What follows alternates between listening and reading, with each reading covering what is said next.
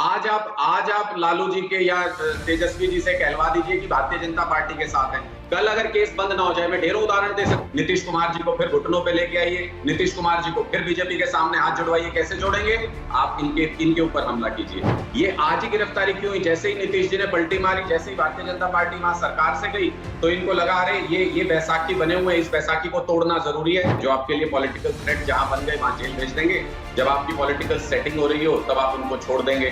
कितनी बार भी कोर्ट ने पूछा, भाई क्या कोई दस्तावेज रखा, उन्होंने कोई सबूत रखा कोर्ट के अंदर? बोले जी जांच में सहयोग नहीं कर रहे हैं। ये अनुराग ढांडा बताइए, पहले तो आप भ्रष्टाचार के खिलाफ इतनी बड़ी बड़ी बातें करते थे, अब लालू यादव के परिवार के समर्थन में आप खुलकर उतर आए सिर्फ इसलिए क्योंकि आपके नेता भी इतने सारे जेल चले गए और उप मुख्यमंत्री जेल चले गए। अनुराग ढांडा, नहीं, हम तो आज भी भ्रष्टाचार के खिलाफ खुल के बात करते हैं। मैं तो ये जानना चाहता हूं कि भारतीय जनता पार्टी क्यों भ्रष्टाचार का साथ दे रही है?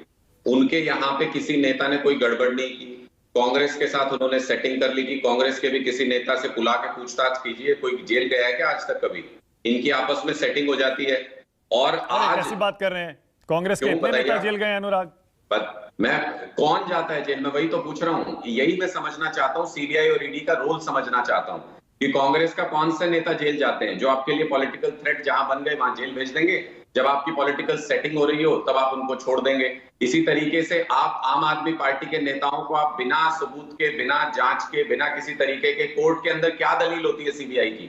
जितनी बार भी कोर्ट ने पूछा, भाई क्या कोई दस्तावेज रखा, उन्होंने कोई सबूत रखा कोर्ट के अंदर? बोले जी जांच में सहयोग नहीं कर रहे हैं। मैंने तब भी ये सवाल पूछा था मनीष सिसोदिया जी वाले सवाल पे भी कि 8 घंटे तक बुला के पूछताछ की, अगले दिन फिर 8 घंटे बुला लेते, अगले दिन फिर 8 घंटे बुला लेते।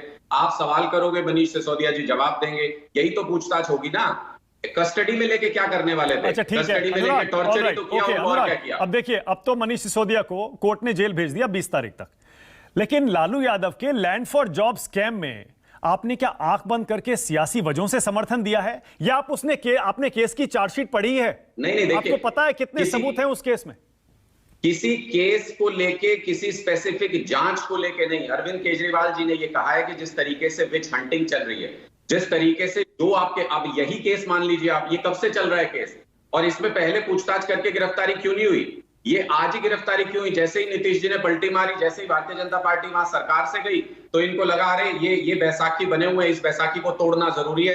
नीतीश कुमार जी को फिर घुटनों पे लेके आइए, नीतीश कुमार जी को फिर बीजेपी के सामने हाथ जुड़वाइए। कैसे जोड़ेंगे आप? इनके ऊपर हमला कीजिए। तो मैं, अरविंद केजरीवाल जी ने भी ठीक यही बात कही कि आप पॉलिटिकल वजहों से अगर एजेंसियों का इस्तेमाल करते हैं तो वो गलत है। वो किसी केस को जस्टिफाई नहीं कर रहे, वो किसी व्यक्ति को जस्टिफाई नहीं कर रहे हैं। वो सिर्फ ये कह रहे हैं जहां भी विपक्ष की सरकार होती है वहां पे आपकी सीबीआई ईडी बहुत तेजी से काम करती है।